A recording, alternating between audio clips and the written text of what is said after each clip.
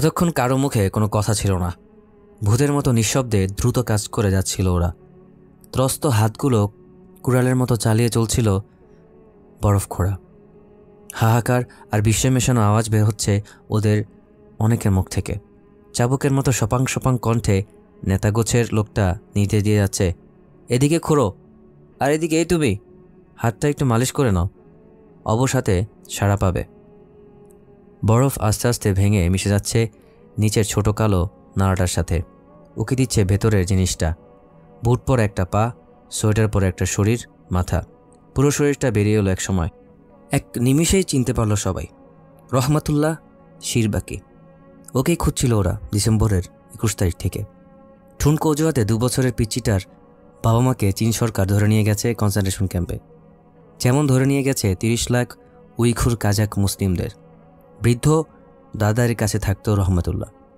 21 December সকাল 11টার দিকে নিখোঁজ হয় সে।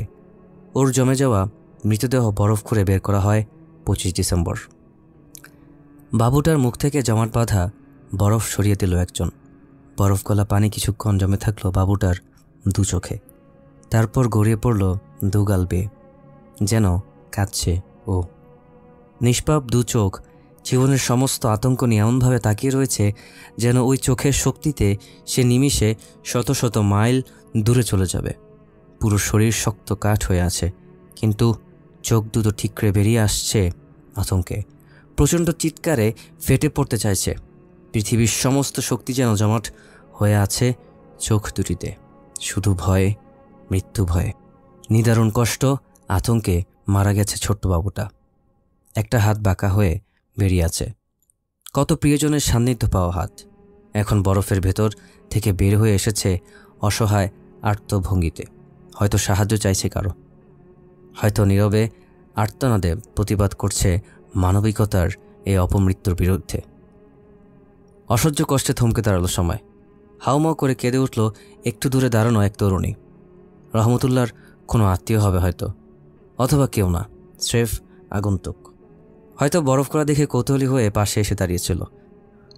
মানবতার জমাট বাঁধা মৃতদেহ দেখে কেঁদে উঠেছে এক মানুষের হৃদয়। মাথার উপর বিষণ্ণ আকাশ, একেবারে চুপচাপ, যেন মানুষের এত দুঃখ, এত কষ্ট, এত নীচতা আর হিংস্রতা নির্বাক, স্তব্ধ। কত আদর যত্নে বুকের মধ্যে আগলে রাখত রহমতুল্লাহকে তার বাবা মা। বাবু যেন এতটুকু কষ্ট না পায়, এতটুকু ঠান্ডা যেন না লাগে, তার জন্য কত চিন্তা, কত চেষ্টা ছিল তাদের। যুগে যুগে কালে কালে পৃথিবীর সব জায়গায় বাবা মায়ের একই রকম। সন্তান একটু হাঁচি দিলেই, নাক দিয়ে একটু সর্দি টান দেওয়ার শব্দ করলেই অজানা আশঙ্কায় কেঁপে ওঠে ওদের বুক। একটার পর একটা গরম কাপড় চাপিয়ে দেয় সন্তানের গায়ে। রহমতুল্লাহর বাবা মা এখনও জানে না তাদের আদরের ধন বরফে জমে মারা গিয়েছে। ক্যাম্পের কঠোর নির্যাতন সহ্য করতে না পেরে অন্যরা যখন এক মনে মৃত্যুকে ডেকে চলে, তখন হয়তো ওরা নিজেকে শাসন করে, কোনো মতেই ভেঙে পড়া যাবে না, বেঁচে থাকতেই হবে আমাদের। এই পিতামাতার কাছে যখন রহমতুল্লাহর মৃত্যুর সংবাদ পৌঁছবে, কিভাবে সহ্য করবে তারা সেই আদিগন্ত বিস্তৃত শোক?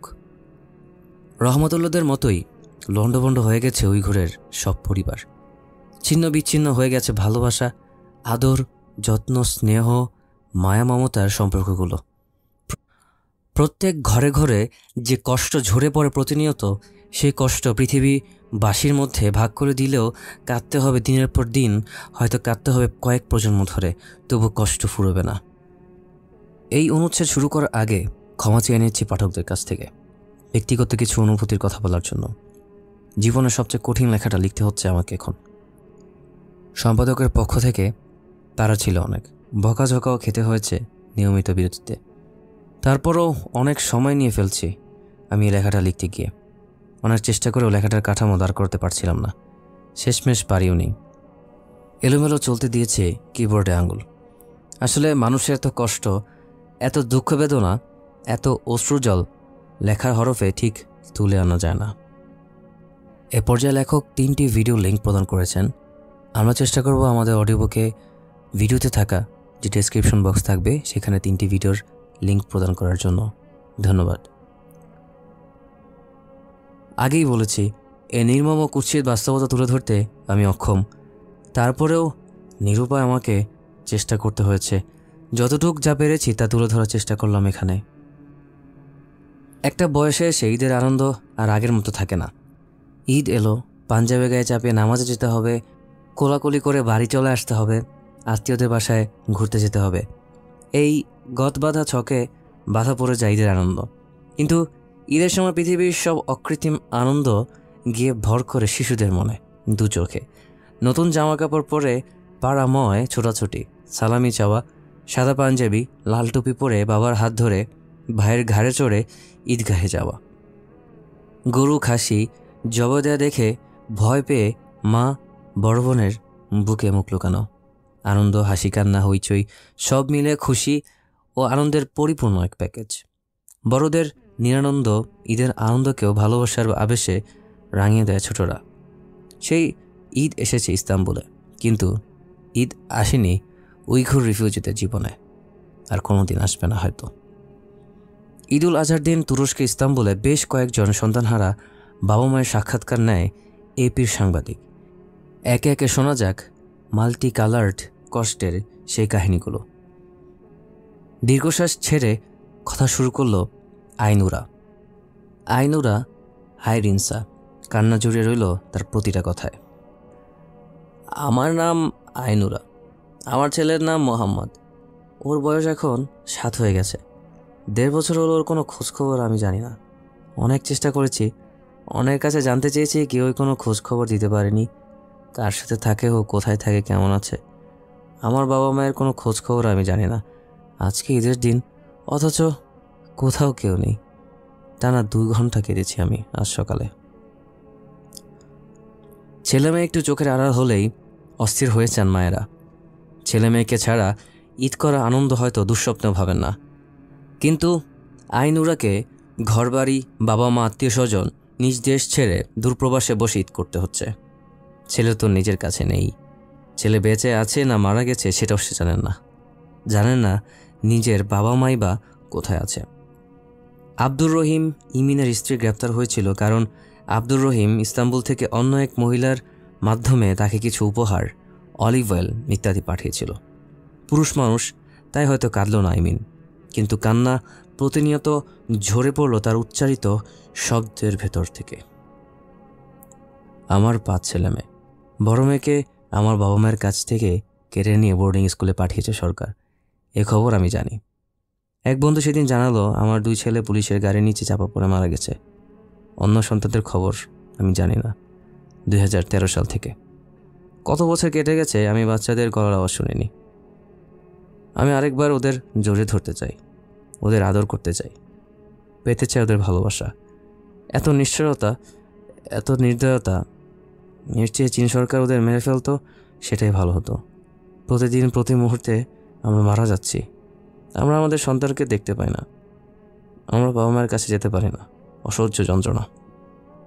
2014 সালে পালিয়ে ইস্তাম্বুল আসার পর থেকেই কারাভোগের মতো জীবন কাটাচ্ছে ইমিন। দিন কাটছে ছোট্ট একটা স্যাঁতস্যাঁতে প্রায় অন্ধকার ঘরে, বই পুস্তক আর লেখার সরঞ্জামের ভিতরে। প্রথম বছর ইচ্ছে করে নিজেকে বিরত রেখেছিল বাচ্চাদের ছবি দেখা থেকে। গত ডিসেম্বরে তার মোবাইলে বড় মেয়ের একটা ছবি আসে, চাইনিজ কিপাও পড়া। সঙ্গে সঙ্গে ছবি ডিলিট করে দেয় ইমিন। পরের 1 মাস ঘুমোতে পারেনি রাতে। জোর করে ছেলে মেয়েকে বোর্ডিং স্কুলে ধরে নিয়ে গেছে সরকার, শিক্ষিত করার জন্য। হয়তো এই বিচ্ছেদের কষ্ট মেনে নেওয়া যায়, হয়তো। কিন্তু যখন আপনি নিশ্চিত জানেন সরকার আপনার ছেলে মেয়েকে ঠিক সেসব জিনিসই শেখাবে যা আপনি মনে প্রাণে ঘৃণা করেন, তখন কেমন লাগবে আপনার? আপনি জানেন আপনার সন্তানকে ভুলিয়ে দেওয়া হচ্ছে তার ধর্ম, ভাষার, সংস্কৃতি। কাফিরদের জীবন আচরণ চাপিয়ে দেওয়া হচ্ছে ওদের উপর জোর করে। ঘুমোতে পারবেন আপনি রাতে? মনের দুঃখে আচ্ছন্নের মতো রোজ রোজ কবিতা আউর ইমিন। আর আমি যাব, নিশ্চিত যাব। আধার ছিন্ন ভিন্ন করে সমাপ্তি ঘটাবো অসীম রাত্রির। আমি নিশ্চিত ফিরে যাব আমার শহরে। মাটিতে গভীর এক গর্ত খুঁড়ব, সেখানে চাপা দেব আমার সকল দুঃখ কষ্ট। প্রত্যেক সকালে একই দুঃস্বপ্ন দেখে জেগে ওঠে 29 বছরের মেরিপেত। চীন সরকার তার 4 ছেলে মেয়েকেই এতিমখানায় ধরে নিয়ে গেছে। যদি একটা দুঃস্বপ্ন হয়েই থাকতো এটা, তাহলে তেমন কিছু যেত আসতো না। কিন্তু এই দুঃস্বপ্ন সত্যি হয়ে এসেছে মেরিপেতের জীবনে। মেরিপেত আর তার স্বামী তুরস্ক এসেছিল তার অসুস্থ মাকে দেখতে। বাচ্চাদের রেখে এসেছিল পূর্ব তুর্কিস্তানে, ওদের দাদির কাছে। ওই সময় নানা তুচ্ছ কারণে উইঘুরদের কনসেন্ট্রেশন ক্যাম্পে পাঠানো শুরু করে চীন সরকার। বিদেশে ভ্রমণ এই তুচ্ছ কারণগুলোর একটি, তাই চীনে ফিরে যাওয়া হয়নি মেরিপেতের। বাচ্চাদের দাদিকে ধরে ক্যাম্পে নিয়ে যায় সরকার। এক বন্ধুর মাধ্যমে মেরিপেত জানতে পারে তার 3 থেকে 8 বছরের 4 জন সন্তানকেও এতিমখানায় নিয়ে গেছে সরকার। আমার বাচ্চাদের জেলে বন্দি করে রাখা হয়েছে। খবর পাওয়ার সাথে সাথেই ভেঙে পড়লাম আমি। চেয়েছিলাম ওদেরকে নিজ হাতে মানুষ করতে। চীনারা আমার 4 সন্তান, 4 ছেলে মেয়েকে আমার কোল থেকে কেটে নিয়েছে। যখনই আমি ওদের কথা ভাবি, যখনই আমি ভাবি কি ঘটেছে আমাদের সাথে, তেতো হয়ে যায় মুখের ভেতরটা। এমন কোনো দিন নেই যে আমি ওদের জন্য কাঁদি না। কত কথা জমে আছে আমার বুকে, মনে। আল্লাহ সুবহানাহু ওয়া তাআলা যদি আমাকে একবার সুযোগ দেন, কত কথা যে বলবো আমি ওদের সাথে। আসলে এই অনুভূতিগুলো ভাষায় প্রকাশ করা সম্ভব না। আমি ওদেরকে কোলে নিয়ে বলবো, বাবা, যা কিছু হয়ে গেল তার সব কিছুর জন্য আমি সরি। 1.5 বছর হয়ে গেল আমি আমার জাদুসোনাদের খবর জানি না। শেষমেশ ওদের সাথে যখন আমার দেখা হবে, তখন ওরা কি আমাকে চিনতে পারবে? আমি কি চিনতে পারবো ওদের? মেরিপেতের গল্পটা ছোট, কিন্তু এই ছোট গল্পটা বলতে স্বাভাবিক সময়ের চাইতে অনেক বেশি সময় লাগলো। কারণটা এর মধ্যেই বোধহয় ধরে ফেলেছেন পাঠক। কান্না। তার প্রতিটি শব্দে, প্রতিটি বর্ণে জড়িয়েছিল কান্না। মেরিপেতের ভাইয়ের কাহিনী আরও করুন। আর যাই হোক, মেরিপেত অন্তত জানে যে তার ছেলে মেয়েকে সরকার বোর্ডিং স্কুলে বন্দী করে এসেছে। কিন্তু ওর ভাই ডাক্তার আব্দুল আজিজ 2017 সালের জুন থেকে ছেলে মেয়েদের কোনো খবরই জানে না। তার স্ত্রী গ্রেফতার হওয়ার পর ছোট ছেলে মেয়েদের, বাচ্চাদের ভাগে কী ঘটেছে তা নিয়ে এখনও একেবারে অন্ধকারে তিনি। কোনো আইডিয়াই নেই। একদিন লোকাল পুলিশ স্টেশন থেকে ফোন পায় ডাক্তার আব্দুল আজিজ। আদেশ দেওয়া হয় যত দ্রুত সম্ভব থানায় রিপোর্ট করতে। আব্দুল আজিজ থানায় রিপোর্ট করার বদলে পালিয়ে আসেন তুরস্কে। করুণ মুখে জানায় তার অর্ধেকেরও বেশি প্রতিবেশীকে ধরে নিয়ে যাওয়া হয়েছে ক্যাম্পে। স্ত্রী সন্তান হারিয়ে প্রবাসে চরম দুঃসহ জীবনযাপন করছে এই যুবক ডাক্তার। প্রতি রাতে দুঃস্বপ্ন দেখে সে।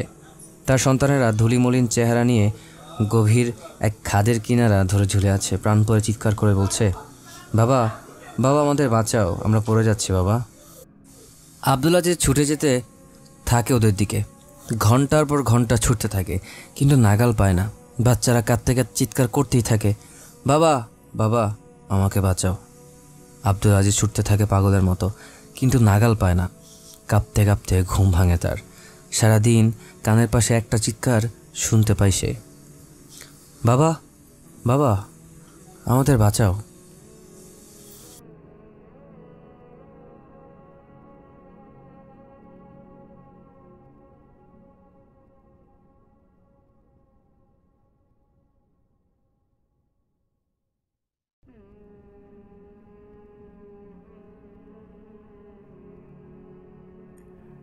আর কত পৃথিবীর সবচেয়ে হতভাগ্য মানুষদের কাহিনী শোনাব। 75 বছরের বৃদ্ধা মেলিকে মোমের নাতি নাতনি হারানোর ব্যথার গল্প, 5 সন্তান হারানো আদিলের গল্প, নাকি ছেলেহারা গুলজিনের গল্প? ছেলের সংবাদ পাবে এই আশায় তুরস্কের রিফিউজি উইঘুরদের উপর স্পাইং করতে সমর্থ হওয়ার গল্প। আব্দুর রহমান তঠির গল্প, যার ছেলেকে বোর্ডিং স্কুলে নিয়ে গিয়ে ব্রেন ওয়াশ করছে সরকার, ভুলিয়ে দিচ্ছে যে সে একজন উইঘুর। আর কত গল্প শোনাবো, আর কত শোনাবো 5 লক্ষ বন্দি শিশুর, 10 লক্ষ বাবা মায়ের হাহাকারের কাহিনী, হাহাকারের ধ্বনি। ইস্তাম্বুলে মেরিপেতের ঘর নীরব, নিথর। দূরের বাচ্চাদের ঈদের আনন্দ উল্লাসের প্রবেশ এই ঘরে নিষিদ্ধ, অনুমতি নেই। পার্স থেকে হারিয়ে যাওয়া ছেলেমেয়েদের ছবি বের করে আনমনে বেশ কিছুক্ষণ চেয়ে রইল মেরিপেত। ফুটফুটে 4 জন শিশু। বড় ছেলেটার নাম আব্দুর রহমান, ওর ছোট আদিলি, তার একমাত্র মেয়ে, বাকি দুজন মোহাম্মদ আর আবদুল্লাহ। তুরস্ক আসার পর আরেক ছেলের মা হয় মেরিপেট, ওর নাম আব্দুলি। আব্দুলিকে শক্ত করে জড়িয়ে ধরে চুমু খায় মেরিপেট। ম্লান হাসি হেসে বলে, আমার শেষ ভরসা। মাঝে মাঝে মনে হয় শোকে পাগল হয়ে যাব, শুধু বেঁচে আছি এই আশায় যে একদিন আবার সব ঠিক হয়ে যাবে, আবার আমি ছুঁয়ে দেখতে পারবো আমার বাচ্চাদের। ইমিন, মেরিপেট, আইনুরারা বুঝে গেছে বাচ্চাদের ছবি, স্মৃতি আর ভিডিওগুলো সযত্নে গোপনে রেখে দিতে হবে। বাকি জীবনটুকু কাটানোর সম্বল কেবল এটুকুই, রেখে দিতে হবে খুব গোপনে। জানতে পারলে হানচাইনিজরা এটুকু ছিনিয়ে নিয়ে যাবে বেঁচে থাকার শেষ অবলম্বনটুকু। উইঘুর কাজাক এই বাবা মাদের বুকে কতটা কষ্ট তা আমরা বোধহয় কখনোই বুঝতে পারবো না। মাজলুমের কষ্ট আসলে কখনো উপলব্ধি করা যায় না পুরো মাত্রায়। যে জুলুমের শিকার না, সে মাজলুমের জায়গায় নিজেকে বসিয়ে তার কষ্ট অনুভব করতে পারে না। আমাদের বুক থেকে কেউ আমাদের সন্তানকে, আমাদের ছোট ভাই বোন, ভাগ্নে ভাগ্নিকে কেড়ে নেয়নি, আমরা কিছুই হারাইনি। তাই উইঘুর বাবা মাদের কষ্ট আমাদের কাছে বিমূর্ত একটা বিষয়। তাদের কষ্টের ব্যাপারে আমাদের অনুভূতি কেবল একটা ধারণা, একটা অনুমান, একটা আনুমানিক হিসেব। আমরা ধরে নেই হয়তো উইঘুরদের এতটুকুন কষ্ট পেয়েছে, হয়তো তাদের অমন একটা অনুভূতি হয়েছে। কিন্তু যতক্ষণ আমরা তাদের মতো জুলুমের শিকার না হচ্ছি, ততক্ষণ পর্যন্ত তাদের কষ্ট আমাদের কাছে স্বরূপে পরিপূর্ণ মাত্রায় ধরা দেবে না। তারপরও ছোট্ট একটা পরীক্ষা করতে বলছি আপনাদের। কাজ থেকে বিরতি নিন, ল্যাপটপ, মোবাইল ফোন বন্ধ করে চলে যান নিরিবিলি কোনো ঘরে, কিংবা এমন কোনো জায়গায় আপনি যেখানে স্বস্তি অনুভব করেন। তারপরে পৃথিবীর যে শিশুটাকে আপনি সবচেয়ে বেশি ভালোবাসেন তার কথা চিন্তা করুন। হতে পারে সে আপনার সন্তান, ভাই বোন, বোনের সন্তান বা ভাইয়ের সন্তান। চোখ বন্ধ করে ঠান্ডা মাথায় চিন্তা করুন, আপনার সে আদরের বাবুটাকে একদল পশু ধরে নিয়ে গেছে। যে বাবুটাকে না দেখলে আপনি এক রাত ঘুমোতে পারেন না, যে বাবুটাকে নিজ হাতে ভাত খাইয়ে না দিলে, গোসল করিয়ে না দিলে, স্কুলে না নিয়ে গেলে, বিকালে যার সাথে না খেললে, সাইকেলের পেছনে বা বাইকের সামনে যাকে বসিয়ে রেখে না ঘুরলে আপনার পেটের ভাত হজম হয় না, সে বাবুটার কোনো খবর নেই। রাতে ভয় পেয়ে কেঁদে ওঠা বাবুটা একা একা জামা পরতে পারে না। গল্প না শুনে ঘুমোতে না পারাটা সে বাবুটার কোনো খোঁজ নেই। আপনি তাকে দেখতে যেতে পারেন না, কোথায় আছে তা জানেন না সে বেঁচে আছে না মারা গেছে। এই কথাগুলো চিন্তা করে কল্পনায় যে কষ্টটা আপনি পাচ্ছেন এই অল্প সময়টুকুর জন্য, তার চাইতেও শত কোটি গুণ বেশি কষ্ট, আরও তীব্র আগুন নিয়ে জীবন কাটাচ্ছে 5 লাখ বন্দী উইঘুর শিশুদের বাবা মা। রূপকথার সেই দৈত্যের কথা মনে আছে? ওই যে ফুলবাগানে ঢুকতে দিত না যে শিশুদের, ওই দৈত্যের রাজত্ব এখন পূর্ব তুর্কিস্তান। সে দৈত্য হলো চীন। তার দলবল ফুলবাগান থেকে ধরে নিয়ে গেছে শিশুদের, বন্দি করেছে কয়েদখানায়, বন্দি করেছে শিশুদের বাবা মাদের। শিশুরা নেই, তাই পাখিরা চলে গেছে অভিমান বুকে নিয়ে। ফুটতে অস্বীকৃতি জানিয়েছে ফুলেরা, হারিয়ে গেছে প্রজাপতি। ফুলবাগান পরিণত হয়েছে কাটা ঝোপে, সেই সাথে ঝুরঝুর করে ঝরে পড়েছে মানুষের সকল সুকুমার বৃত্তি। ছোট্ট খুকিদের প্রতি বরাবরই সবার অন্যরকম একটা ভালোবাসা কাজ করে। চলতি পথে বেনিওয়ালা গাল ফুলানো ছোট্ট খুকি দেখলে গাল টিপে দেয়নি, বেনি ধরে টান দেয়নি, ভেঙচি কাটেনি, দিনের পক্ষে হাসি দেয়নি, এমন মানুষ খুঁজে পাওয়া ভার। লাইভে আসা খুকিটা ঠিক এরকমই। প্রত্যেক পুরুষের মাঝে লুকিয়ে থাকা পিতৃসত্তা যেমন ছোট্ট খুকির স্বপ্ন দেখে। পেছনে টেনে নিয়ে বাঁধা, মাঝখানে ছিটি করা চুল, মায়াভরা কালো চোখ। ওকে যা যেভাবে শিখিয়ে দেওয়া হয়েছিল ভিডিওর প্রথম কয়েক সেকেন্ড ঠিক সেভাবে না হলেও চলনসইভাবে বলে গেল, আমি আমার বাবা মাকে মিস করি, ভীষণভাবে মিস করি। আমার বাবা নিরপরাধ, আমার বাবা চীনের কারাগারে বন্দি, বাবা খুব ভালো মানুষ, বাবা নিরপরাধ, আমার বাবা খুব ভালো, আমার বাবা। আর পারল না খুকিটা, কান্না লুকোনোর জন্য 2 হাতে ঢেকে ফেলল মুখ। ছোট্ট শরীরটা কান্নার দমকে কেঁপে উঠেছিল ভয়ঙ্করভাবে। পরের কয়েকটা মিনিট কেঁদেই গেল সে। বেশ কয়েকবার বাকি কথাগুলো বলার চেষ্টা করলো, পারল না। পাশে বসে থাকা বড় বোন নিজের দিকে টেনে নিল ক্যামেরা। প্রাণপণে আশু বৃষ্টিকে ঠেকিয়ে রেখে বলা শুরু করলো, আমার নাম ফাতিমা করিম। আমার বাবার নাম কায়সার জান করিম। আমার বাবা বিন্দু পরিমাণ অপরাধ করেনি, কিন্তু 2017 সাল থেকে চীন সরকার তাকে কনসেন্ট্রেশন ক্যাম্পে বন্দি করে রেখেছে। ছোট বোনের মতো ফাতিমা পারল না কথা শেষ করতে।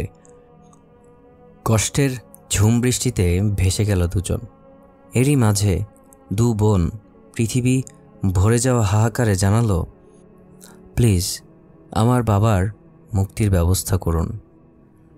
শক্তিশালী সোশ্যাল মিডিয়ার এই যুগে লাইভে এসে নিজেদের কষ্টের কথা বিশ্ববাসীর সামনে উপস্থাপন করে বেশ বুদ্ধিমত্তার পরিচয় দিয়েছে 2 বোন। কিন্তু শেষে এসে ভুল করে ফেলেছে ওরা। কার কাছে বাবার মুক্তির আবেদন জানালো ওরা? কে ওদের বাবাকে মুক্তি করবে? পৃথিবী তো নির্বাসন দিয়ে রেখেছে উইঘুরদের, যেন ওরা এই গ্রহের কেউ না, অন্য কোনো গ্যালাক্সি থেকে নিছক মহাজাগতিক কোনো দুর্ঘটনার ফলে অনাকাঙ্ক্ষিত অতিথি হিসেবে 2 দিনের জন্য এসে থেকে গেছে একেবারে। বিশ্ব মানবতার কথিত ত্রাণকর্তা, উদ্ধারকর্তা জাতিসংঘের 2টা প্রতিষ্ঠান, অঙ্গ প্রতিষ্ঠান রয়েছে, ইউনেস্কো আর ইউনিসেফ। বিশ্বব্যাপী সাম্রাজ্যবাদী মাস্টার প্ল্যান বাস্তবায়নের অবসরে ইউনেস্কো শিক্ষা, জ্ঞান, বিজ্ঞান, সংস্কৃতির পৃষ্ঠপোষকতা করে।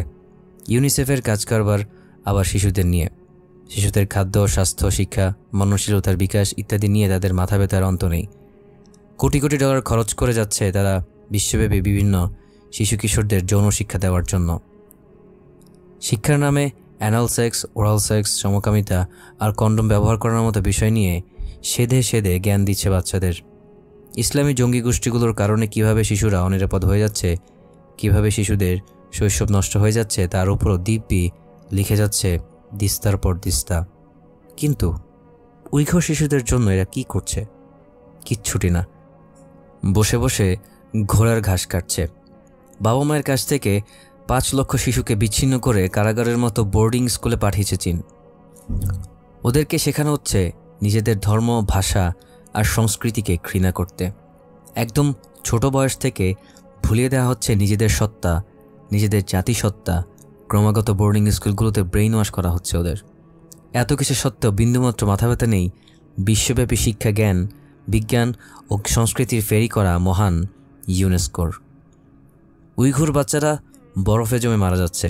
প্রতিনিয়ত বাবা মায়েদের জন্য কাঁদতে কাঁদতে ঘুমোচ্ছে, তাতেও মন গলছে না ইউনিসেফের। ওরা দিব্যে নিশ্চিন্ত আরামের ঘুম দিচ্ছে। হয়তো উইঘুর বাচ্চাদের যৌন শিক্ষার দরকার পড়লে কন্ডম কীভাবে পড়তে হয়, অ্যানাল সেক্স, ওরাল সেক্স কী জিনিস, সমকামিতা কীভাবে করতে হয়, এগুলো জানার দরকার পড়লে ঘুম ভাঙবে ইউনিসেফের। ছোট্ট বাবুটা যখন জমে যাচ্ছিল ঠান্ডায়, কী চলছিল ওর মনে আমরা বলতে পারি না। প্রতি রাতে, প্রতি মুহূর্তে মাকে মিস করে কতটা কেঁদেছিল সে, আমরা তাও জানি না। আমরা জানি না কনসেন্ট্রেশন ক্যাম্পে বন্দি বাবা মায়েরা কীভাবে রাতে ঘুমায়। আমরা জানি না আর কোনো দিন তার কলিজার ধনকে বুকে জড়িয়ে ঘুমোতে পারবে কিনা। পৃথিবীর সকল শীতলতা, সকল নির্মমতা থেকে নিরাপদ দূরত্বে সরিয়ে রেখে আরামদায়ক উষ্ণতায় ভরে দিতে পারবে কিনা তাদের সোনামানিকদের। আব্দুর রহিম ইমিন আরেকবার জড়িয়ে ধরতে চেয়েছিল তার বাচ্চাদের। মেরিপেট চেয়েছিল তার বাচ্চাকে কোলে নিয়ে বলবে, বাবা সব কিছুর জন্য আমি দুঃখিত। আব্দুল আজিজের চাওয়া ছিল আরও কম। সে শুধু জানতে চেয়েছিল তার সন্তানেরা বেঁচে আছে না মরে গেছে। এই বাবা মায়েদের শেষ ইচ্ছা পূরণ হবে কিনা আমরা জানি না। আমরা জানি না উইঘুরদের শূন্য নীরব ঘরগুলো আবারও কখনো শিশুদের পদচারণে মুখরিত হয়ে উঠবে কিনা, আবারও অভিমান ভেঙে ফিরবে কিনা পাখি প্রজাপতিরা। ডেইজি আর চেরি ফুল আবারও ফুটবে কিনা উড়ুমুচি কাজ করে। আমরা কিছুই নিশ্চিতভাবে জানি না, বলতে পারি না। তবে আমরা নিশ্চিতভাবে বলতে পারি, রহমতুল্লাহর এভাবে শীতে জমে মারা যাওয়ার জন্য চীনের বোর্ডিং স্কুলে বন্দি 5 লাখ উইঘুর শিশুর কান্নার জন্য আমরা নিজেরা দায়ী। আমরা দায়ী কনসেন্ট্রেশন ক্যাম্পে বন্দি 30 লাখ উইঘুরদের প্রতিটা ফোঁটা রক্তক্ষরণের জন্য। আমি দায়ী, আপনি দায়ী, আমরা সবাই দায়ী। আমরা সবাই দোষী, কারণ আমরা নীরব। আমরা এভাবে রহমতুল্লাহকে বরফে জমে মারা যেতে দিয়েছি।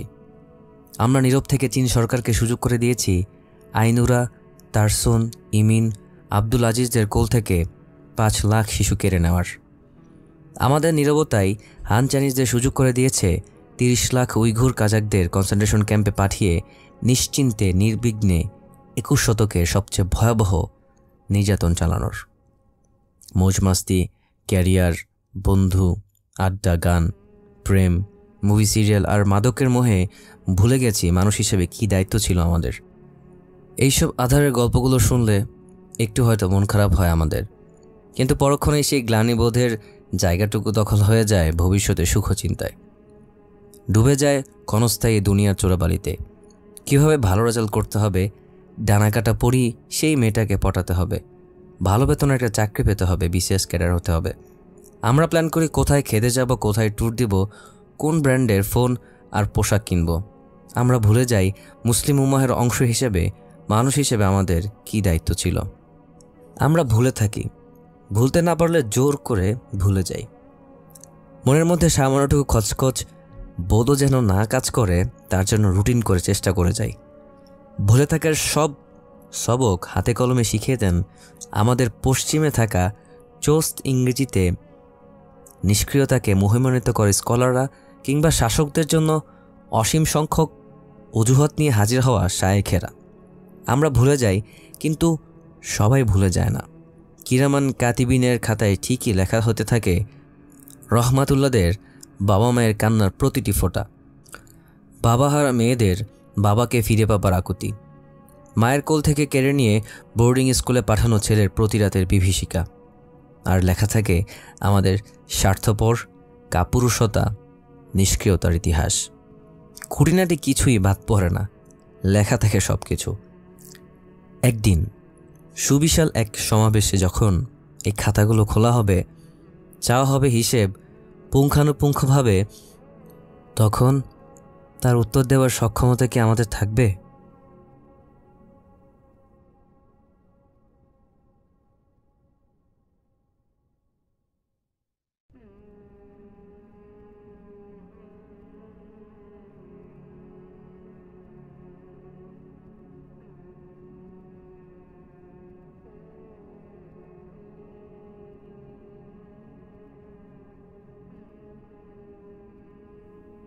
বিশ জন মানুষ, তরুণ, যুবক, বৃদ্ধ, নানান বয়সের, নানান পেশার, মাথা কামানো, হাতে শেকল, বিশাল বিস্তৃত বিষাদ নিয়ে কাঠ হয়ে বসে আছে যমদূতের মতো ঝুলে থাকা সিসি ক্যামেরার নিচে।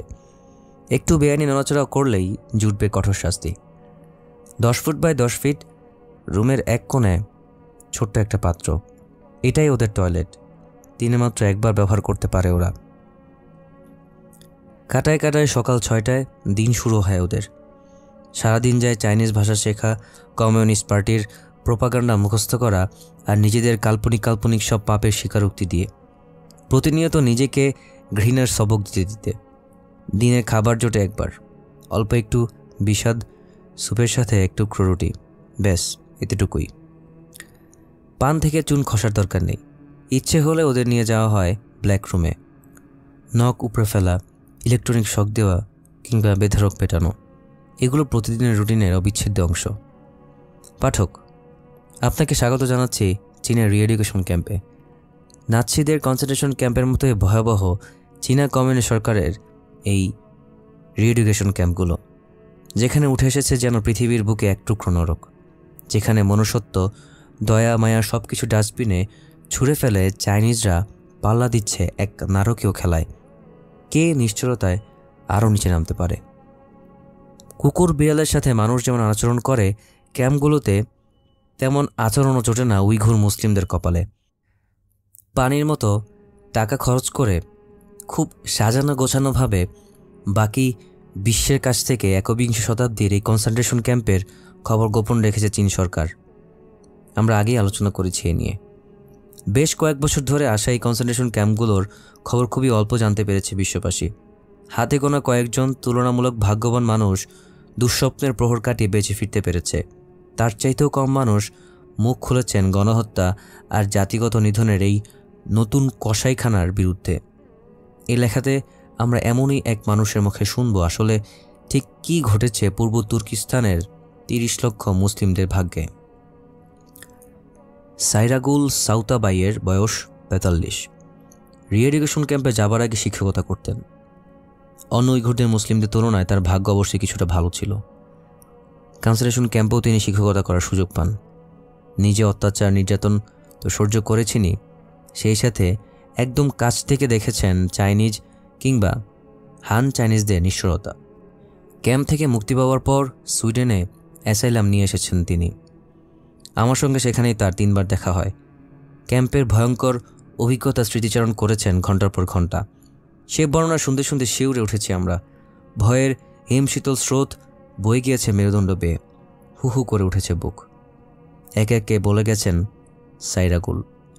ধর্ষণ, অত্যাচার, খাবারের কষ্ট, ক্যাম্পের রক্ষীদের জানোয়ারের মতো ব্যবহার, অঝরে অশ্রু গড়িয়ে পড়েছে তার 2 চোখ বেয়ে। ভূমিকা অনেক হলো, এবার চলুন যাই সাইরাগুল সাউথবের কাছে। তার মুখ থেকেই সরাসরি শোনা যাক মরণোৎসবের বিস্তারিত বিবরণ। আমার বয়স ৪৩। চীন কাজাক বর্ডারের মঙ্গংকুরে আমি বেড়ে উঠেছি। মেডিকেল পড়াশোনার পাঠ চুকিয়ে বেশ কিছুদিন একটা হাসপাতালে কাজ করেছিলাম। তারপর সরকার আমাকে দায়িত্ব দিল 5টা কিন্ডারগার্টেন স্কুল পরিচালনা করার। স্বামী আর 2 সন্তান মিলে বেশ ভালোই চলছিল আমার জীবন। তবু আমরা প্ল্যান করছিলাম পাশের দেশ কাজাখস্তানে গিয়ে সেটেলড হওয়ার। বেশ কয়েক বছর ধরেই যাওয়ার পরিকল্পনা করছিলাম, কিন্তু টুকটাক ঝামেলা আলসেমির কারণে হয়ে উঠছিল না। জীবন বেশ ভালোই চলছিল আমাদের, কিন্তু হঠাৎ একদিন সব কিছু উলটপালট হয়ে গেল। তথাকথিত 3 শয়তান, সন্ত্রাসবাদ, বিচ্ছিন্নতাবাদ আর উগ্রবাদের বিরুদ্ধে যুদ্ধ ঘোষণা করল সরকার। প্রথম কোপটা এসে পড়ল আমাদের, অর্থাৎ উইঘুর মুসলিমদের উপর। 2014 সালের দিকে শুরু হলো সরকারি চাকরিজীবীদের পাসপোর্ট জমা নেওয়া। পাসপোর্ট জমা দিলাম আমি, আর ফেরত পেলাম না। 2 বছর পর জমা নেওয়া হলো সব উইঘুর মুসলিমদের পাসপোর্ট। সৌভাগ্যক্রমে 2 সন্তানকে নিয়ে এর আগেই কাজাখস্তানে চলে যেতে পেরেছিল আমার স্বামী। আমি কাজাখস্তানে যাওয়ার ব্যাপারে আবেদন করেছিলাম। আজ আসবে কাল আসবে করে এক্সিট ভিসা আর আসেনি। 2016 সালে শুরু হলো আসল খেলা। রাত বিরাতে পুলিশ হামলা পড়তো মুসলিম বাড়িতে, গোপনে যাকে খুশি ধরে নিয়ে যেত। প্রত্যেকটা রাতে আসতো নতুন নতুন দুঃস্বপ্ন নিয়ে। বাতাসে কুটিল সন্দেহ, জনমনে অস্থিরতা, চাপা আতঙ্ক। পাবলিক প্লেসগুলোতে 2 ধাপ পরপর যেন সিসি ক্যামেরা বসানো হলো। রাস্তায় মিছিল করে ঘুরে বেড়াতো পুলিশ। উইঘুরসহ সকল সংখ্যালঘু সম্প্রদায়ের লোকদের সিম কার্ড কেড়ে নিল সরকার। একদিন আমাদের মিটিং করার জন্য ডাকলো সিনিয়র সিভিল সার্ভেন্ট। 180 জনের মতো গেলাম আমরা, স্কুল এবং হাসপাতালের কর্মচারীরা। রোবটের মতো যান্ত্রিক কণ্ঠে একজন পুলিশ অফিসার পড়ে শোনালো, এই অঞ্চলকে স্থিতিশীল করার জন্য খুব শীঘ্রই সরকার রিএডুকেশন সেন্টার খুলতে যাচ্ছে। 2017 সাল থেকে প্রকাশ্যে 100 রানে পড়ল পুলিশ, যাদের আত্মীয়স্বজনদের একজন হলো বিদেশে আছে এমন উইঘুরদের গ্রেফতার করতে শুরু করলো। একদিন চলে এলো আমার পালা। মধ্যরাতে দরজা কড়া নাড়া শব্দে ঘুম ভাঙল। এমনভাবে কড়া নাড়ছিল বোধহয় দরজা ভেঙে ফেলতে চায়। দরজা খুলতে যা দেরি, সাথে সাথে কালো কাপড় নিয়ে আমার চোখ বেঁধে ফেললো ওরা। চোখ খোলার পর নিজেকে আবিষ্কার করলাম হাতলবিহীন একটা কাঠের চেয়ারে। চেয়ারের সাথে শক্ত করে বেঁধেছে আমাকে ওরা। চোখের সামনে ঝুলছে শক্তিশালী বাতি। বাতিটা হালকা দুলছে। সে আলোয় একজন পুলিশ অফিসারের ছায়া লম্বা হয়ে ঘুরে বেরোচ্ছে ঘরময়। কঠিন জিজ্ঞাসাবাদের সম্মুখীন হলাম। কঠোর চেহারা পুলিশ অফিসারের একের পর এক প্রশ্ন ছুড়ে দিচ্ছে, আপনার স্বামী সন্তান কোথায়? কেন ওরা এদেশ ছেড়ে গেছে? কোনো উত্তরেই সন্তুষ্ট হচ্ছিল না ওরা। দীর্ঘ সময় ধরে চলো জিজ্ঞাসাবাদ। তারপর আমাকে হুকুম দিল স্বামীকে ফোন করে কাজাখস্তান থেকে চলে আসতে বলতে। জিজ্ঞাসাবাদের ব্যাপারে টু শব্দ করলে ফল ভালো হবে না, এই বলে শাসিয়ে তখনকার মতো মুক্তি দিল। যারা চীনে ফেরত আসে তাদেরকে সঙ্গে সঙ্গে গ্রেফতার করে ক্যাম্পে পাঠানো হয়। আমি এরকম ঘটনা অনেক শুনেছিলাম। আমার স্বামী সন্তানদের সাথে যোগাযোগ রাখলে তাদেরও একই পরিণতি বরণ করতে হবে ভেবে সব যোগাযোগ বিচ্ছিন্ন করে দিলাম।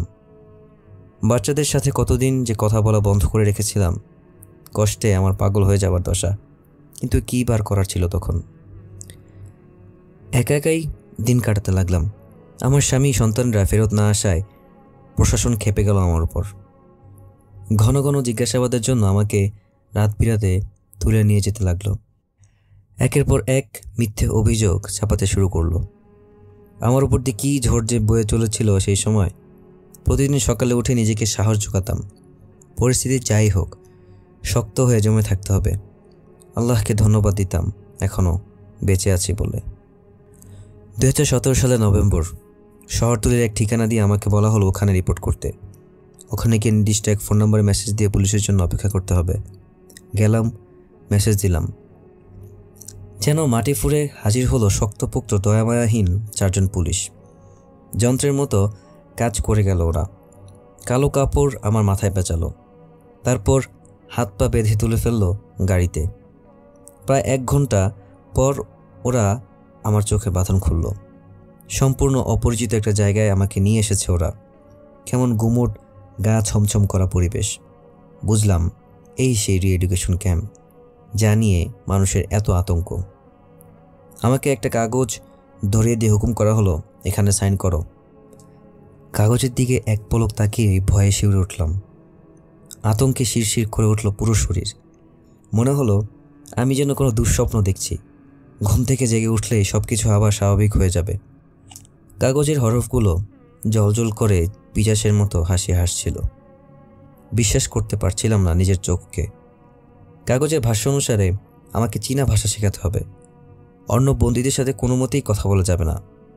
ঘৃণা করেও হাসা বা কাঁদা যাবে না। প্রশাসন ছাড়া অন্য কারো কোনো প্রশ্নের জবাব দেওয়া যাবে না। যদি কোনো একটা কাগজ যথাযথভাবে সম্পন্ন করতে না পারি, ওদের আইন মেনে না চলি, তাহলে আমার শাস্তি মৃত্যুদণ্ড। মনের ভেতর থেকে বারবার কে যেন সতর্ক করে দিচ্ছিল, এখানে সাইন করিস না। কিন্তু আমি নিরুপায়, সাইন করতেই হলো। ক্যাম্পের বন্দীদের জন্য নির্ধারিত ইউনিফর্ম দেওয়া হলো আমাকে। তারপর নিয়ে যাওয়া হলো আমাকে বরাদ্দকৃত কামরায়। খুব ছোট্ট একটা রুম। কনক্রিটের বিছানার উপর প্লাস্টিকের হালকা তোশক বেছানো। রুমের 4 কোণায় 4টা সিসি ক্যামেরা, 5 নম্বরটা মাঝখানে। অন্য বন্দীদের ভাগ্য আমার মতো এত ভালো ছিল না। 16 স্কোয়ার মিটারের ছোট্ট রুমে গাদাগাদি করে 20 জনের মতো বন্দি থাকতে দেওয়া হতো। রুমের সিলিংয়ে সিসি ক্যামেরা তো ছিলই, রুমের বাইরে করিডোরে ঝুলে থাকতো সিসি ক্যামেরা। প্রত্যেকটা সেলে থাকতো একটা করে ছোট্ট প্লাস্টিকের বালতি। এটাই ছিল হতভাগ্য 20 জন মানুষের টয়লেট। একজন বন্দি দিনে মাত্র একবার 2 মিনিটের জন্য টয়লেট ব্যবহার করার সুযোগ পেত। যদি বালতি ভরে যেত তাহলে পরের দিনের জন্য অপেক্ষা করা ছাড়া আর কোনো উপায় ছিল না। দিনে মাত্র একবার এই বালতি খালি করা হতো। প্রত্যেক বন্দির মাথা কামিয়ে ফেলা হয়েছিল। ইউনিফর্মের কথা তো আগেই বলেছি। সবার হাতে এবং পায়ে শেকলও পরানো থাকতো, এমনকি রাতে ঘুমানোর সময়ও। শুধু ক্লাসে লেখার সময় হাত শেকল মুক্ত থাকতো। ডান কাত হয়ে শুয়ে ঘুমাতে হতো। কেউ যদি পাশ ফিরত তাহলে কপালে জুটত কঠোর শাস্তি। উইঘুর বা কাজাকদের চাইনিজ ভাষা শেখানোর দায়িত্ব ছিল আমার। সেই সঙ্গে কমিউনিস্ট পার্টির প্রোপাগান্ডামূলক গান। সারাদিন আমাকে ওদের সঙ্গে কাটাতে হতো। ক্যাম্পে দিন শুরু হতো সকাল 6টায়। পেটে খুব সামান্য নাস্তা চালান করেই চাইনিজ শেখানোর ক্লাস শুরু করে দিতে হতো। তারপর আরেকবার রিভিশন দেওয়া হতো ক্লাস পড়াগুলো। একটা পিরিয়ড ঠিক করে রাখা হয়েছিল প্রোপাগান্ডা সঙ্গীত শেখার জন্য। পোস্টার দেখে দেখে বন্দীদের স্লোগান দিতে হতো। আমি চীনকে ভালোবাসি, কমিউনিস্ট পার্টিকে আন্তরিক ধন্যবাদ, আমি চাইনিজ, আমি আমার প্রেসিডেন্ট শি জিনপিংকে ভালোবাসি। বিকেল এবং সন্ধ্যা বরাদ্দ ছিল বন্দীদের অপরাধ স্বীকারোক্তি এবং অনুতপ্ত হওয়ার জন্যে। বন্দীদের তাদের আগেরকার পাপের কথা স্মরণ করতে বাধ্য করা হতো।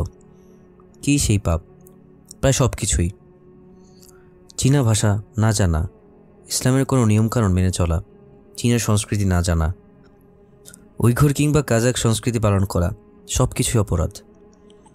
যেসব বন্দীরা চীনা ভাষা না জানা বা ইসলাম পালন করাকে গুরুতর পর্যায়ের অপরাধ ভাবত না, তাদের জন্য থাকতো স্পেশাল দাওয়াই। অনেকে তো মারের হাত থেকে বাঁচার জন্য বানিয়ে বানিয়ে পাপের কথা বলতো। রাতের খাবারের পরে আবার বসতো পাপ শিকারের এক অমানবিক আসর।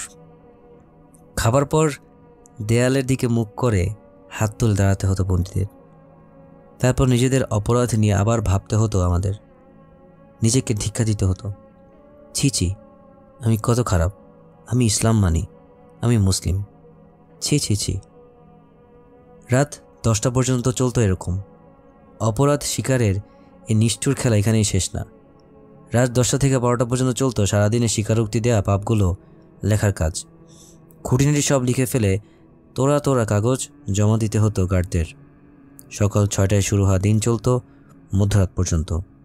তারপর বন্দীদের ঘুমানোর ফুরসত মিলত পরের দিন সকাল 6টা পর্যন্ত। মাঝে মাঝে অবশ্য কোনো বন্দীকে পাহারা দেওয়ার দায়িত্ব নিতে হতো। একদম কাটায় কাটায় সঠিক সংখ্যা বলতে পারবো না, তবে প্রায় 2500-এর মতো বন্দী ছিল সেই ক্যাম্পে। সবচেয়ে বয়স্ক যে বন্দীর সাথে আমার সাক্ষাৎ হয়েছিল তিনি প্রায় 84 বছরের এক বৃদ্ধা। সর্বকনিষ্ঠ বন্দী ছিল 13 বছরের এক বালক। সব বয়সের সব শ্রেণীর পেশার মানুষজন ছিল সেখানে। স্কুল ছাত্র, শ্রমিক, ব্যবসায়ী, লেখক, সাহিত্যিক, ডাক্তার, নার্স, চিত্রশিল্পী, জীবনে কখনো শহরের মুখ না দেখা গ্রামের একজন সাধারণ নিরীহ কৃষক।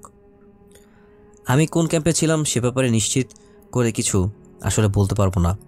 আমাকে নিয়ে যাওয়া হয়েছিল চোখ বেঁধে, আগেই বলেছি। ক্যাম্পের বাইরে বের হওয়ার কোনো সুযোগ কখনো পাইনি। তবে যতদূর মনে পড়ে সেগুলো নতুন তৈরি করা বিল্ডিং ছিল। প্লাস্টার ছাড়া রুম আর কনক্রিটের জঞ্জালে ভরা ছিল পুরো ফ্যাসিলিটি। রুমগুলো ছিল স্যাঁতস্যাঁতে ঠান্ডা। অন্য বন্দীদের সঙ্গে কথা বলা একেবারে নিষিদ্ধ ছিল। কেবল ক্লাসের সময়টুকু ছাড়া বাদবাকি সময় পুরো সময় পুরুষ এবং মহিলারা আলাদা আলাদা থাকতো। সব সময়, সব জায়গায়, সব পরিস্থিতিতে কড়া চোখে সব কিছু নজরদারি করতো গার্ড। খাবার দাবারের ব্যাপারে আসি।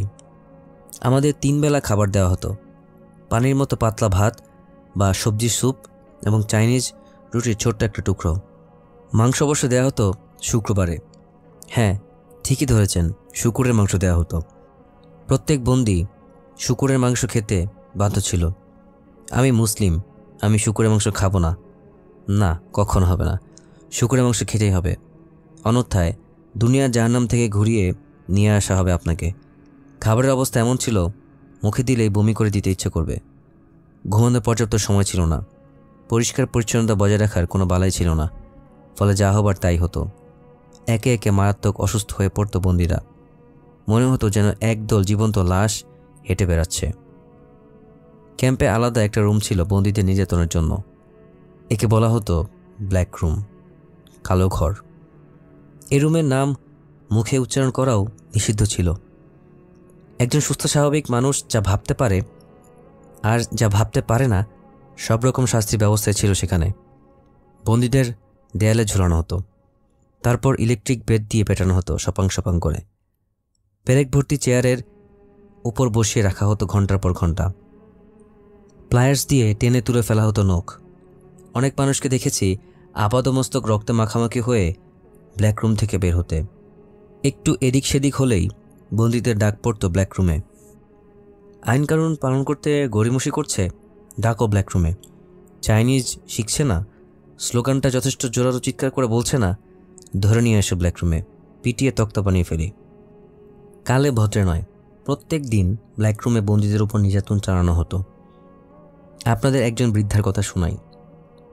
এই বৃদ্ধা ক্যাম্পে আসার পূর্বে মেষ চড়াতেন। তাকে কোন অপরাধে ক্যাম্পে ধরে নিয়ে আসা হয়েছিল জানেন? সহজ সরল এই বৃদ্ধা নাকি বিদেশে থাকা কোনো এক আত্মীয়ের সাথে ফোনে কথা বলেছিলেন। এটাই ছিল তার অপরাধ। এই কারণেই তাকে ধরে নিয়ে আসা হলো। অথচ মহিলা কখনোই কারোর সঙ্গে ফোনে কথা বলেননি। এই গ্রাম্য অর্ধশিক্ষিত বৃদ্ধার শুধু যে ফোন নেই তা না, বরং ফোন কীভাবে ব্যবহার করতে হয় সেটাই তিনি জানেন না। অথচ তাকে ক্যাম্পে ধরে নিয়ে আসা হয়েছে কাল্পনিক ফোনালাপের হাস্যকর অজুহাতে। অপরাধ স্বীকারোক্তির খাতায় নিজের অপরাধ লেখার জন্য এই বৃদ্ধাকে জোরাজুরি করে রক্ষীরা। উনি লেখেন, বিদেশে ফোন করার যে অভিযোগ আমার উপর আনা হয়েছে তা সম্পূর্ণ বানোয়াট, এমন কিছুই কখনো হয়নি। লেখা শেষ হতে যা দেরি, টেনে হিচড়ে এই বয়স্ক মানুষটাকে ব্ল্যাক রুমে নিয়ে আসা হলো। যখন ফিরে এলেন দেখলাম রক্তমাংসের একদলা লোক হেঁটে আসছে। কোনো হাতের নখ নেই, সবগুলো উপড়ানো, গায়ের চামড়া এখানে সেখানে ছিঁড়ে ফেলা হয়েছিল। এক রাতে আমার মাথায় যেন আকাশ ভেঙে পড়ল। সে ভয়ের রাতে প্রায় 70 জন নতুন বন্দীকে ক্যাম্পে নিয়ে আসা হলো। তাদের মধ্যে একজন বৃদ্ধ ছিলেন, অতি বৃদ্ধ, একজন ভদ্রমহিলা। তড়িঘড়ি করে ধরে আনা হয়েছিল তাকে, জুতো পরার সময়ও দেওয়া হয়নি। আমাকে জড়িয়ে ধরে কাঁদতে শুরু করলেন তিনি। অনুনয় বিনয় করলেন, আমাকে বাঁচাও, দয়া করে এখান থেকে আমাকে বের করে নিয়ে যাও। আমি পুরো সময় নীরব ছিলাম, তার আলিঙ্গনেও কোনো সাড়া দিইনি। কিন্তু এতে কি আসে যায় চাইনিজ পিচাচগুলোর। আমাকে ধরে নিয়ে গেল, বেদম মারা শুরু করলো। 2 দিন এক ফোঁটা পানিও খেতে দিল না। একটানা অনেকক্ষণ কথা বলার পর থেমে গেলেন সাউতাবাই। অশ্রুর অঝোর ধারা গড়িয়ে পড়ছে তার 2 গাল বেয়ে, নীরবে। আমাদের বুকের মাঝেও সেই কখন থেকে টুপটাপ বৃষ্টি ঝরছে টের পাইনি একদম। গাঢ় গভীর বিষাদময় নীরবতা নেমে এলো ঘরের মাঝে। চীনের তথাকথিত রিএডুকেশন ক্যাম্প থেকে বেঁচে ফেরা অন্যান্য বন্দীদের কথাই যেন অনুরণিত হচ্ছিল সাউতাবাইয়ের কথায়। মোটামুটি সব বন্দির অভিজ্ঞতা একই রকম। ক্যাম্প ফেরত উইঘুর নারী জুমরাত বলেছেন, এক তরুণীর গায়ে চীনা গার্ড প্রস্রাব করে দিয়েছিল। তোরা মুসলিমরা অজু করিস না, নে এবার এটা দিয়ে অজু কর। প্রস্রাব করার পর কুকুরের মতো খেকিয়ে উঠেছিল চীনা গার্ড। খুব নির্মম ঘটনা ঘটে জুমরাতে নিজের সাথেই। এক বন্দীকে তার ভাগের রুটি দিয়েছিলেন জুমরাত। চীনা গার্ড সেটা দেখে ফেলে। তড়িৎ গতিতে ছুটে এসে জুমরাতকে লাঠি দিয়ে পেটাতে শুরু করে। অসহায় আর্তনাদ বের হয় জুমরাতের গলা থেকে, ইয়া আল্লাহ, ইয়া আল্লাহ। বিদ্রুপের তুবড়ি ছোটাতে শুরু করে চীনা গার্ড। ডাক ডাক তোর আল্লাহকে, বেশি করে ডাক, ডেকে বল তোর আল্লাহ যেন আমার হাত থেকে তোকে এখন উদ্ধার করে। নীরবতা ভেঙে আবার মুখ খুললেন সাউতাবাই। এরই মধ্যে নিজেকে কিছুটা সামনে নিয়েছেন। 2018 সালের মার্চে কোনো রকমের আগাম ঘোষণা ছাড়াই আমাকে মুক্তি দেওয়া হলো ক্যাম্প থেকে। সে একই ফিল্মি স্টাইলে হাত পা চোখ বেঁধে গাড়িতে তোলা হলো। তারপর আমার বাড়ির সামনে রেখে এলো ওরা। আমাকে আবার আগের চাকরিতে বহাল করা হলো, 5টা কিন্ডারগার্টেন স্কুলের পরিচালকের চাকরি। যাওয়ার সময়, ক্যাম্পের ব্যাপারে মুখ খুলে নিজের বিপর্যয় কেন না বলে শাসিয়ে গেল। ক্যাম্প থেকে ফিরে চাকরিতে যোগ দেওয়ার 3 দিনের মাথায় আমাকে চাকরিচ্যুত করা হলো। আবার জেরা করতে নিয়ে গেল। এবার রাষ্ট্রদ্রোহিতার অভিযোগ আনা হলো আমার বিরুদ্ধে, সেই সাথে বিদেশি মানুষজনের সাথে যোগাযোগের গুরুতর অভিযোগ। শুকনো কণ্ঠে চিবিয়ে চিবিয়ে ওরা বলল, তোমার মতো বিশ্বাসঘাতকদের জন্য একটাই উপযুক্ত জায়গা, রিএডুকেশন ক্যাম্প। রায় হলো এবারে আমি ক্যাম্পে অন্যান্য সাধারণ বন্দীদের মতোই থাকব 1 থেকে 3 বছর। ক্যাম্পে যাবার আগে বাসায় আসার সুযোগ দেওয়া হলো আমাকে। ক্যাম্পের ভয়ঙ্কর স্মৃতিগুলো আমাকে তাড়িয়ে বেড়াচ্ছিল প্রতিনিয়ত। আর কোনোভাবেই সেখানে ফিরে যেতে চাচ্ছিলাম না। আমি অনেক কিছু হারিয়েছি। আমি সম্পূর্ণ নিঃস্ব। আর হারানোর কিছু নেই। ওরা আমার কাছ থেকে আর কিছুই ছিনে নিতে পারবে না। সিদ্ধান্ত নিয়ে ফেললাম, মরলে মরবই, তবে ক্যাম্পে ধুকে ধুকে শেল কুকুরের মতো নয়। অনেক চিন্তাভাবনা করে ওদের হাত থেকে পালানোর ছক কষলাম। ধরা পড়ার ঝুঁকি আছে অবশ্য কিছুটা। আমার ফ্ল্যাটের ঠিক বাইরেই পুলিশ স্টেশন, আর আমার কাছে পাসপোর্টও নেই। কিন্তু আমার আর কিছু করার নেই, ঝুঁকি নিতেই হবে। দেয়ালে পিঠ থেকে গেছে। বাসার জানালা গলে বাইরে চলে আসলাম। নামলাম পাশের বাড়িতে। সেখান থেকে ট্যাক্সি নিয়ে সোজা কাজাখস্তানের সীমান্তে। পুলিশ বুঝতেই পারেনি আমি পালিয়েছি। সীমান্ত রক্ষীদের চোখে ধুলো দিয়ে ঢুকে গেলাম কাজাখস্তানে। অনেক খুঁজে বের করলাম আমার পরিবারকে। অনেক কাঠকর পুড়িয়ে শেষমেশ সুইডেনের রাজনৈতিক আশ্রয় পেলাম। এক নাগারে কথাগুলো বলে হঠাৎ থেমে গেলেন সাউতাবাই। আবারও নীরবতা নেমে এলো। অশ্রু মেশানো যে দীর্ঘ পথ পাড়ি দিয়ে এসেছেন, হয়তো সেই পথের কথাই সাউতাবাই ভাবতে লাগলেন আনমনে। সাইরাগুল সাউতাবাইয়ের অভিজ্ঞতার ব্যাপারে সুইডেনের চাইনিজ দূতাবাসের মন্তব্য জানতে চাওয়া হয়েছিল। ওরা সাফ জানিয়ে দিয়েছে, সাউথবাইয়ের কথা একেবারেই বানোয়াট ও ভিত্তিহীন, চীনের ভাবমূর্তি ক্ষুণ্ণ করার হীন চেষ্টা। ওই মহিলা কখনোই পূর্ব তুর্কিস্তানে কোনো ভোকেশনাল এডুকেশন সেন্টারে কাজ করেনি। চীন ত্যাগ করার পূর্বেই কখনোই তাকে বন্দী করা হয়নি, বরং সে অবৈধভাবে চীন থেকে পালিয়েছে। আর সাইরাগুল সাউথবাই একজন ঋণ খেলাপি। তার কাছ থেকে চাইনিজ সরকার প্রায় $46,000 পায়। নাক টেনে গলা খাকারি দিয়ে আবার কথা বলতে শুরু করলেন সাউথবাই। কঠিন, দৃঢ়, প্রতিজ্ঞাবদ্ধ, হিমশীতল কণ্ঠ, যেন অন্য কোনো দুনিয়া থেকে ভেসে আসছে। আমি কখনোই ক্যাম্পের স্মৃতি ভুলতে পারবো না। অসহায় নিরাপরাধ বন্দীদের সাহায্যের আকুতি ভরা চোখের চাহনি আজীবন আমাকে পোড়াবে। চেয়ে চেয়ে দেখা ছাড়া ক্যাম্পে তাদের জন্য আমি কিছুই করতে পারিনি। আমি এখন তাদের কণ্ঠস্বর হব। ধিক করে যেন আগুন জ্বলে উঠল সাউথবাইয়ের দু চোখে। চিৎকার করে পুরো বিশ্বকে জানিয়ে দেব, চীনা শোরগুলোকে থামানোর জন্য অবশ্যই আপনাদের কিছু করতে হবে। রিএডুকেশন ক্যাম্পগুলোতে যা হচ্ছে তা আপনারা কল্পনা করতে পারবেন না। মানবতা সেখানে প্রতিনিয়ত গুমড়ে গুমড়ে কাঁদে। সেখানকার বন্দীরা প্রতি রাতে ঘুমোতে যায় নিজেদের মৃত্যু কামনা করে।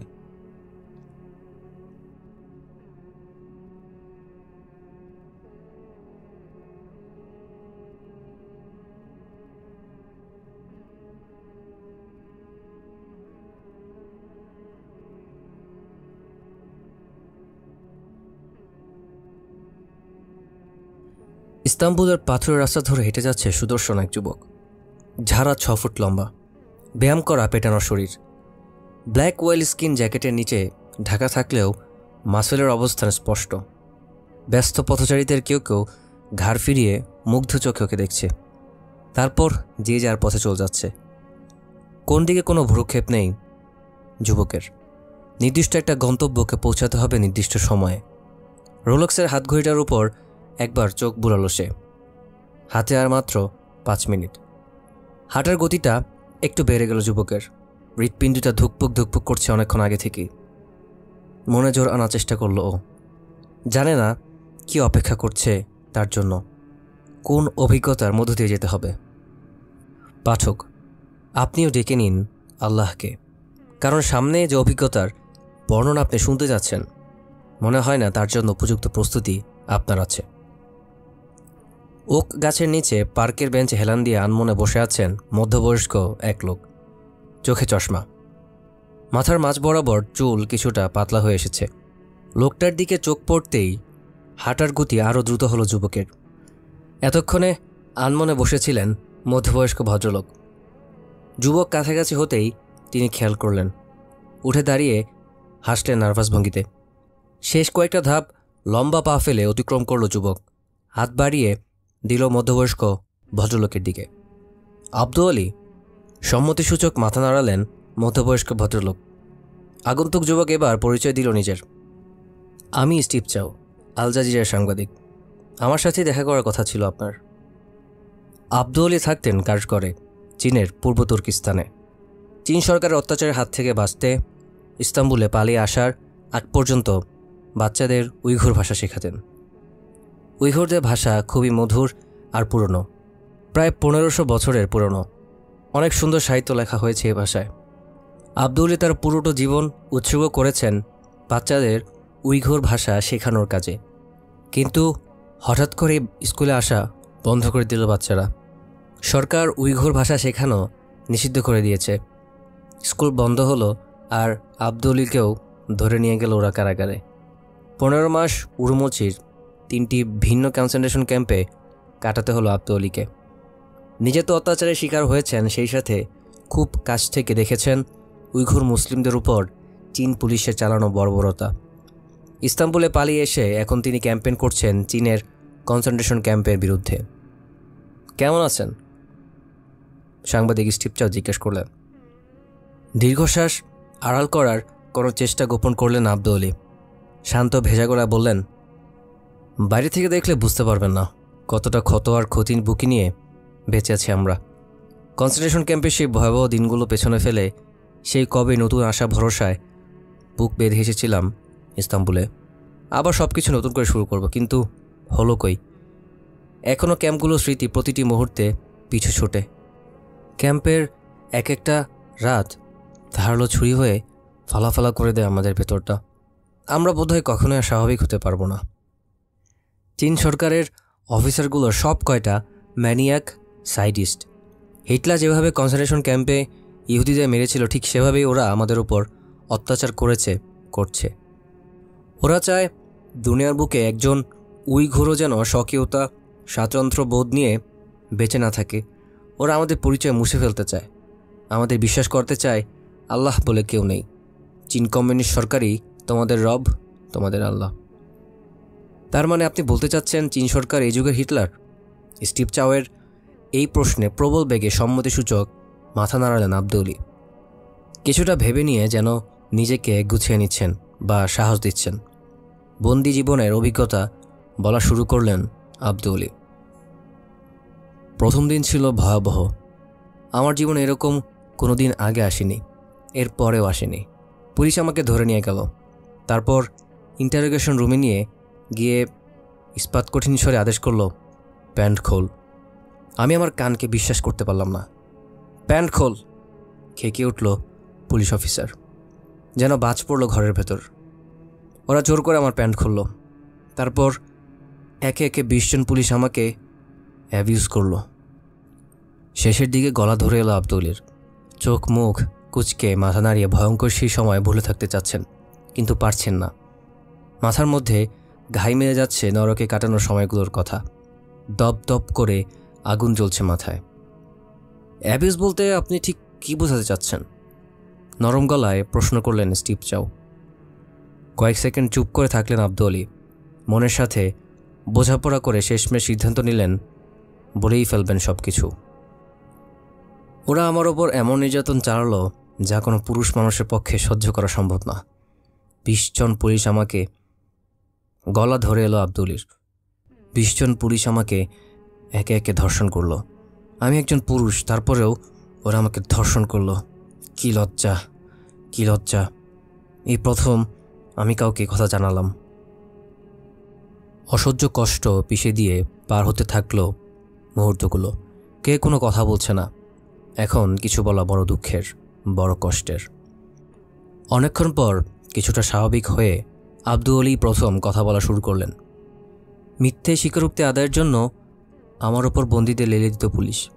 মাদকাসক্ত, খুনি, এমন ক্রিমিনালদের সাথে একই সেলে রাখত। ওরা আমাকে বেধড়ক পেটাতো, দিন রাত 24 ঘন্টা। যার যখন মন চাইতো সে এসে মারত। গার্ডদের কাছে সাহায্য চাইতাম, ওরা মুখ ঘুরিয়ে নিত। দেখেও না দেখার ভান করত। আমাকে দিয়ে স্বীকারোক্তি দেওয়াতে চাইতো ওরা আমি টেরোরিস্ট, আমি বিচ্ছিন্নতাবাদী। দেখুন, আমি একজন স্কুল শিক্ষক, সারা জীবন পড়াশোনা করে কাটিয়েছি। টেরোরিস্ট হতে যাব কেন? ওদের আমি প্রশ্ন করতাম, ওরা উত্তরে জবাব দিত ওদের ভাষায়, আরও বেশি মারধর করে। ওরা শুধু এই একটা ভাষা বোঝে। 15 মাস পর জেল থেকে ছাড়া পাই আমি।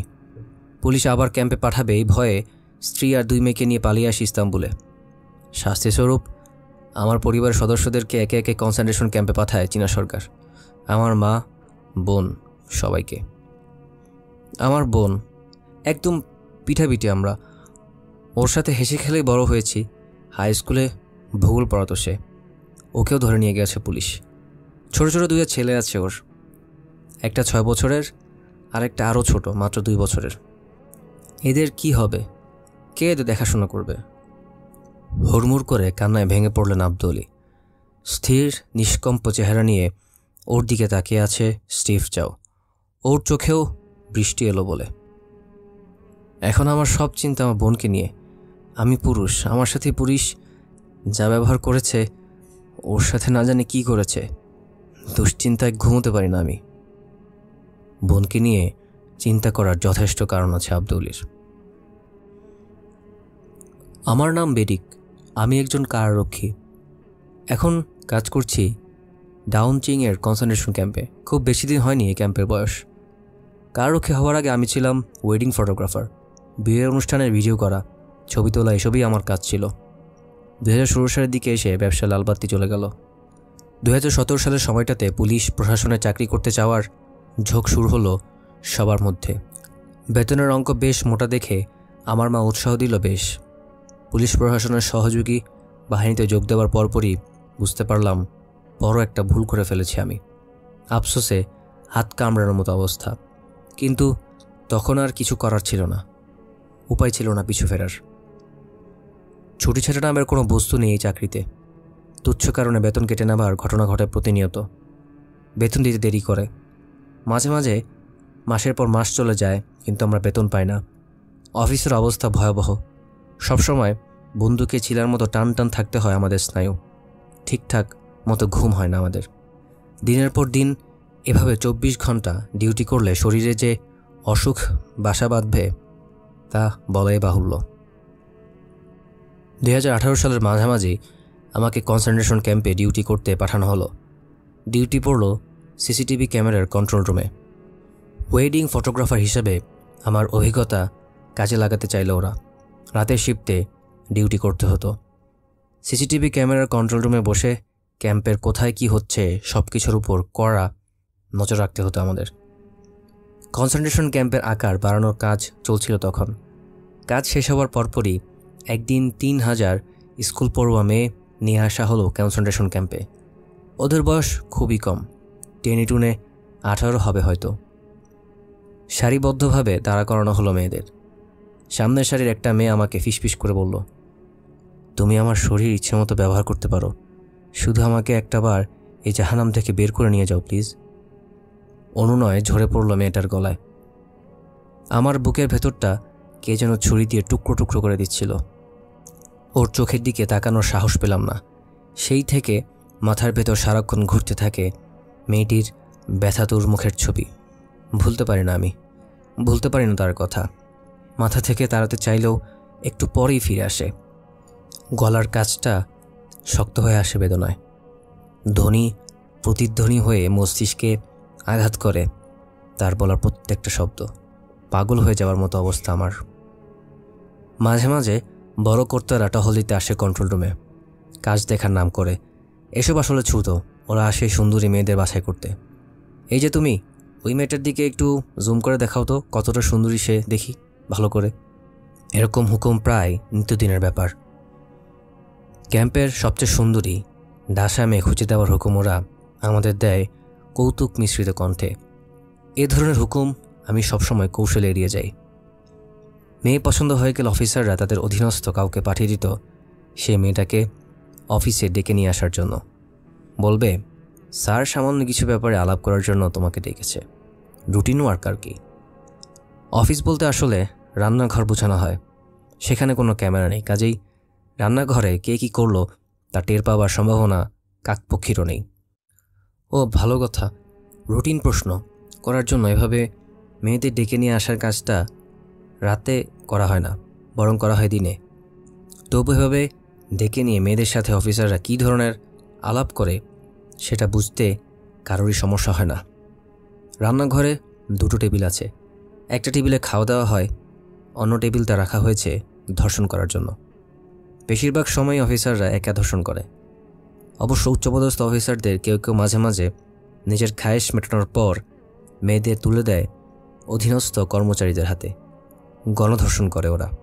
তারপর হতভাগ্য মেয়েদের ফেরত পাঠানো হয় সেলে। চিৎকার চেঁচামেচি করে না মেয়েদের কেউই, বাধা দেবার চেষ্টাও করে না, চুপ করে থাকে পুরো সময়। কনসেন্ট্রেশন ক্যাম্পে কারো কাদার অনুমতি নেই, আবেগ প্রকাশের সুযোগ নেই এগুলো নিয়ে কথা বলার।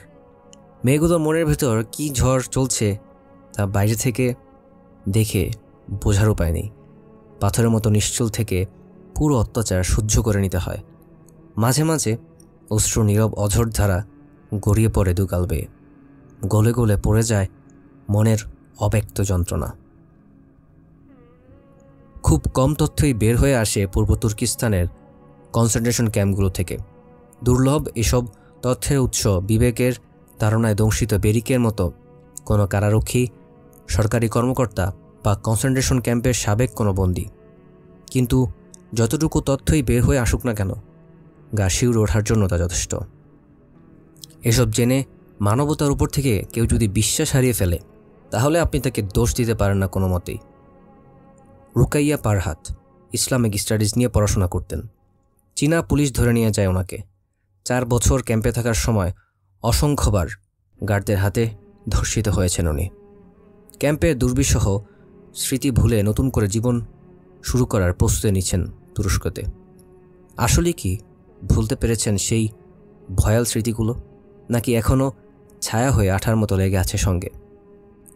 দোভাষীর মাধ্যমে হিমশীতল কণ্ঠে রুকায়া বললেন, বন্দীদের মধ্যে যাদের বয়স 35-এর নিচে তাদের সবাইকে ধর্ষণ আর যৌন নির্যাতন করত ক্যাম্প কর্তৃপক্ষ। নারী পুরুষ বাছবিচার করে না, ওরা সবাইকেই যৌন নির্যাতন করে। জি, আপনি ঠিকই শুনেছেন। 35 বছরের কম যে কোনো বন্দী, হোক সে পুরুষ হোক সে নারী, চীনা পুলিশ তাকে ধর্ষণ করে, যৌন নিপীড়ন করে। এই মুশরিক চীনাদের পক্ষে আর কতটা নিচে নামা সম্ভব? সপ্তনরক শিরোনামের প্রবন্ধে সাইরাগুল সাউতাবের অভিজ্ঞতার কথা আপনাদের শুনিয়েছিলাম। চলুন আবারও তার কাছে ফিরে যাই, শুনি ক্যাম্পে হওয়া ধর্ষণের ব্যাপারে কি বলার আছে এই ভদ্রমহিলার। ক্যাম্পের সবচেয়ে করুণ অবস্থার মধ্যে ছিল মেয়েরা। চীনাদের পাশবিকতা, নিচতার ঝড়ঝাপটা ওদের ওপর দিয়েই সবচেয়ে বেশি গেছে। প্রতি রাতে খুলে খুলে পড়েছে চীনাদের মানসিক মুখোশ। মুখোশের আড়াল থেকে বের হয়ে এসেছে এক একটা রক্তক্ষেক নেকড়ে। নিয়ম করে সুন্দরী মেয়েদের ধরে নিয়ে যেত পুলিশ। সারা রাত ওদের ওপর চলত নির্যাতন। পুলিশ ছিল সেখানকার সর্বেসর্বা, যা খুশি করতে পারত, কারো কাছে জবাবদিহির ভয় নেই। যাকে খুশি তাকে ধর্ষণ করার জন্য নিয়ে যেতে পারত। গণধর্ষণের অনেক ঘটনা ঘটেছে সেখানে। আমি একবার ক্লাস নিচ্ছিলাম। এক মেয়ের ক্লাসে আসতে একটু দেরি হয়েছিল, আধা ঘন্টার মতো। পুলিশ তাকে সিটে বসতে বলল। খুব সম্ভবত শারীরিক সমস্যার কারণে ও বসতে পারছিল না। আর যায় কোথায়, সাথে সাথে ওকে ব্ল্যাক রুমে নিয়ে গিয়ে গণধর্ষণ করলো চীনা কুত্তাগুলো। আমাদের সবার সামনেই একটা মেয়েকে গণধর্ষণ করেছিল চীনারা। সেই স্মৃতি আজও দুঃস্বপ্নের মতো তাড়া করে বেড়ায় আমাকে। রাতে ঘুমোতে পারি না। এত ভুলে থাকতে চাই, তবু ভুলতে পারি না, বরং আরও বেশি করে মনের ভেতর গেঁথে যায়। সমস্ত অনুপরমাণু, মস্তিষ্কের প্রত্যেকটি কোষ থেকে ঘৃণা উঠলে ওঠে। থু থু, চীনারা মানুষ না, পশু বললেও পশুদের অপমান করা হয়। একদিন পুলিশ আমাদের বলল, রিএডুকেশন ক্যাম্প থেকে বন্দীদের কেমন উন্নতি হলো তা আমরা যাচাই বাছাই করতে চাই। 200 জন বন্দীকে বাছাই করা হলো। 200 জন নারী পুরুষ সারি বেঁধে দাঁড়িয়ে আছে। একজন মেয়েকে সামনে ডেকে আনা হলো। বলা হলো, পাপের স্বীকারোক্তি দাও। মেয়েটি আমাদের দিকে ফিরে উঁচু গলায় তার অপরাধ বলে যাচ্ছিল। আমি আগে খারাপ ছিলাম, চীনা ভাষা জানতাম না, এখন শিখে গেছি। কোনো সন্দেহ নেই, আমি আগের চাইতে এখন একজন ভালো মানুষে পরিণত হয়েছি। মেয়েটির কথা শেষ হলো এক সময়। নেমে এলো নীরবতা। একজন পুলিশ সরু চোখে মেয়েটির দিকে তাকিয়ে সাপের মতো হিস হিস কণ্ঠে হুকুম দিল, কাপড় খোলো। স্তব্ধ শূন্য দৃষ্টিতে তাকিয়ে থাকলো মেয়েটা। চীনের অপেক্ষা করলো না, জোর করে কাপড় খুলে ফেললো মেয়েটার। ওরা মেয়েটাকে ধর্ষণ করলো একের পর এক। 200 জন বন্দির সামনে 200 মানব সন্তান দাঁড়িয়ে আছে, আর চীনা শুয়োরগুলো একের পর এক একজন মুসলিম মেয়েকে ধর্ষণ করছে, খিস্তি আওড়াচ্ছে, বিদ্রুপ করছে। নিঃশব্দ আর্তচিৎকারে পুড়ে চলেছে আমার মন।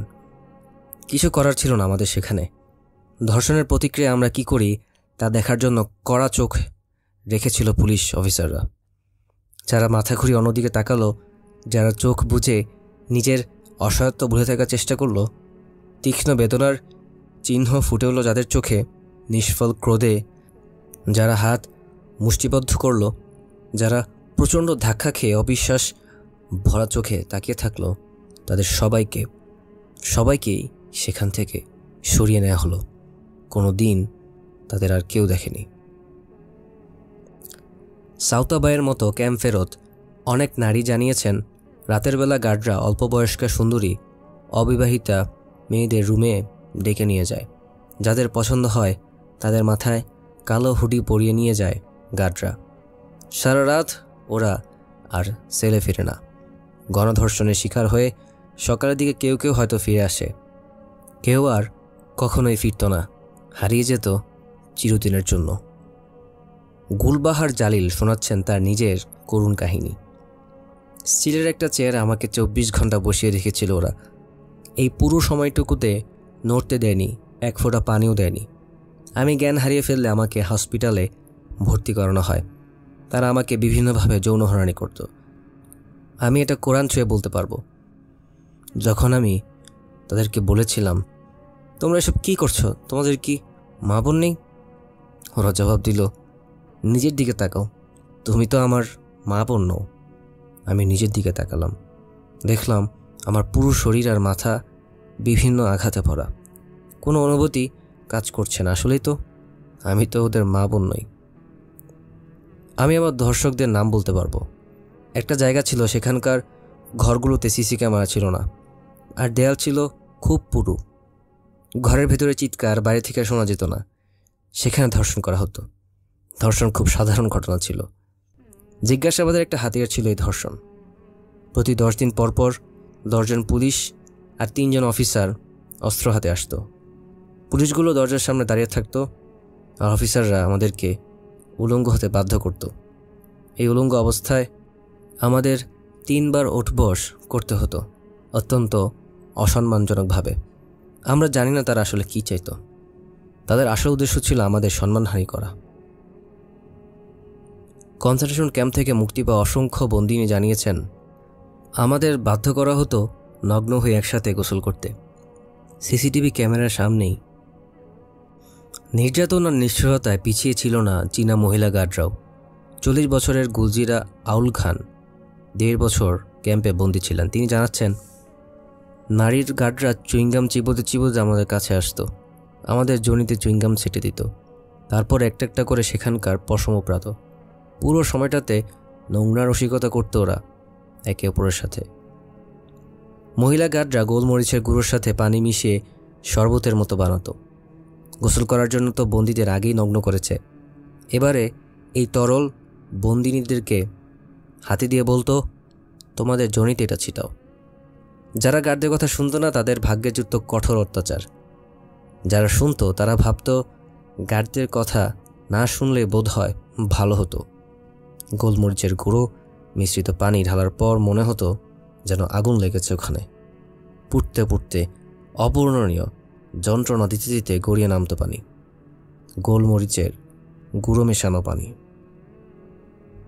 চারদিকে আজ নারীবাদ, নারী মুক্তির জয় জয়কার। নারীদের স্বাধীনতা নিশ্চিত করার জন্য প্রগতির ফেরিওয়ালারা শেখাচ্ছে মেয়েদের একান্ত শারীরিক বিষয় নিয়েও ছেলেবন্ধু বা অন্য কোনো পুরুষের সাথে আলোচনা করতে হবে। এই বিচিত্র স্বাধীনতা সবক দেওয়ার জন্য কোটি কোটি টাকা খরচ করা হচ্ছে। আর সেই একই পৃথিবীতে এভাবে দিনের পর দিন হান চাইনিজদের বিষাক্ত থাবায় রক্তাক্ত হচ্ছে উইঘুর নারীরা। কেউ কিছু বলছে না।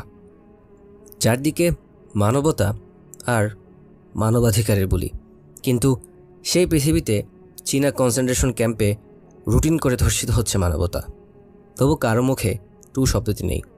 কি অদ্ভুত বৈপরীত্য! ভুলে গেছে সবাই উইঘুরদের, ভুলে গেছে সবাই। সৌরজগতের এই গ্রহে বেঁচে আছে 700 কোটি মানুষ, কিন্তু মরে গেছে মানবতা। মানবতার লাশ গলে গেছে, পচে গেছে।